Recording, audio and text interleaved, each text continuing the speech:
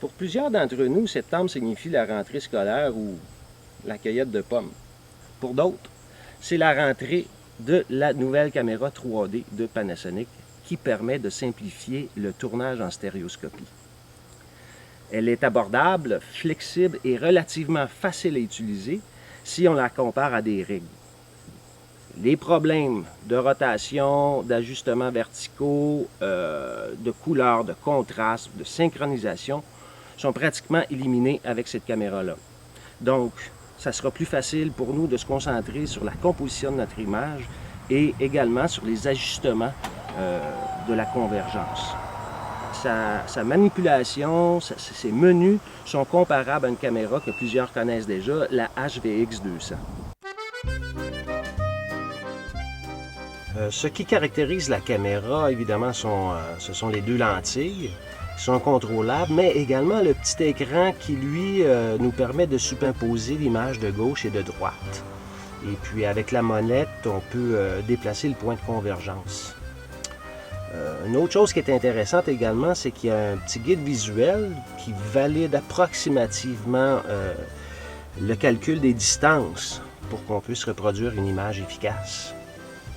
L'enregistrement se fait sur des cartes SD et il y a des sorties HDSDI sur lesquelles on pourrait éventuellement brancher un aiguilleur ou un écran 3D ou un appareil qui permet d'enregistrer un flux non compressé.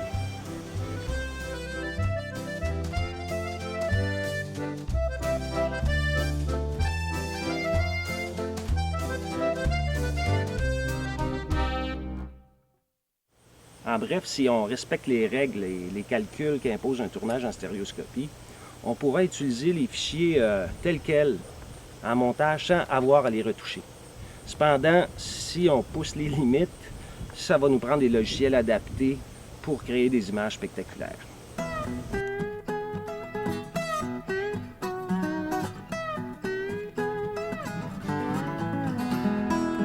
Pour ce qui est du montage, qu'est-ce qu'on fait avec ça? Alors, la plupart d'entre nous sont portés au départ à utiliser des lunettes anadlif de ce type-là pour faire les montages d'images 3D.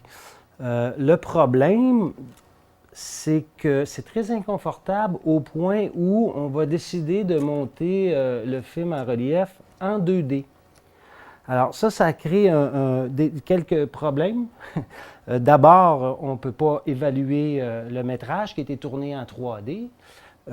Ensuite, on risque d'utiliser des plans qui ne sont pas conformes ou qui ne fonctionnent pas en 3D. Donc, on va se trouver à multiplier les séquences. On va se retrouver avec un paquet de versions.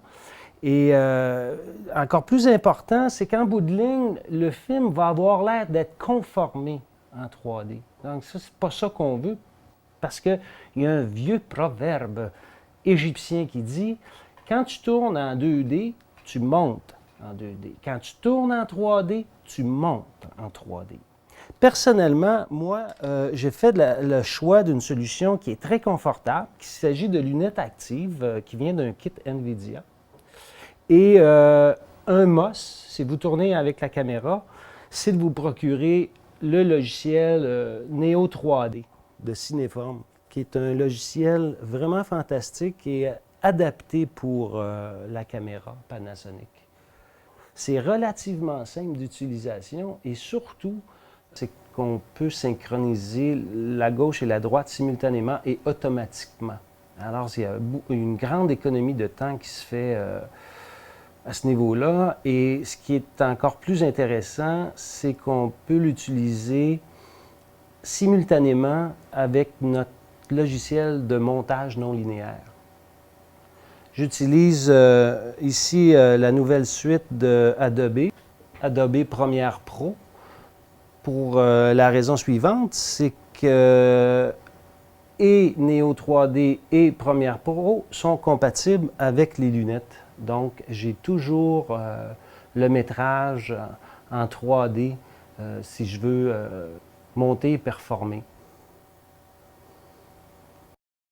Un petit conseil pour terminer. Identifiez la gauche et la droite de vos cartes pour éviter des problèmes. Sur ce, bon tournage et surtout, bon montage.